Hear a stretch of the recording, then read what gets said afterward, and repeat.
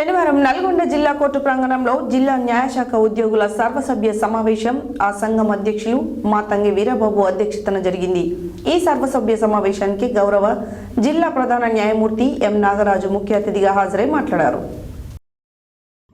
శనివారం నల్గొండ జిల్లా కోర్టు ప్రాంగణంలో జిల్లా న్యాయశాఖ ఉద్యోగుల సర్వసభ్య సమావేశం ఆ సంఘం అధ్యక్షులు మాతంగి వీరబాబు అధ్యక్షతన జరిగింది।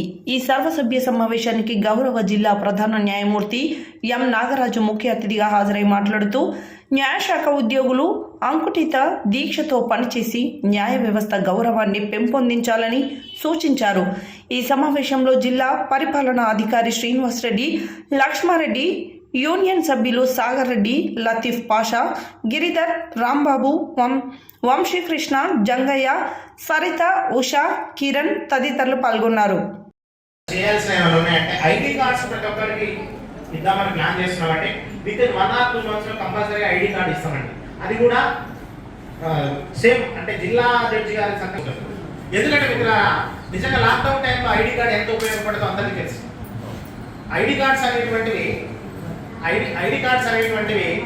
మన ఐడెంటిటీ తెలియజేస్తాయి।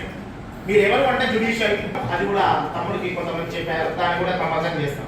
అదేవిధంగా మిత్రులారా, మనకు 21 or 22 రూల్ ప్రకారం మనకు అడ్మినిస్ట్రేటివ్ రూల్స్ లో ట్రైనింగ్ ప్రోగ్రామ్ వాళ్ళతో ట్రైనింగ్ ప్రోగ్రామ్ పెడదామని చెప్పిండు। అది ఎప్పుడనేది వెరీ సూన్ మీకు తెలియజేస్తాం।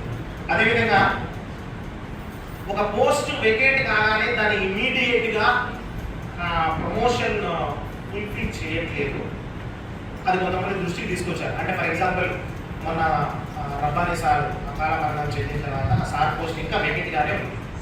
సో దానివల్ల మానిటరీ బెనిఫిట్స్ మన ఎంప్లాయీ లాస్ అవుతున్నాడు। సో మన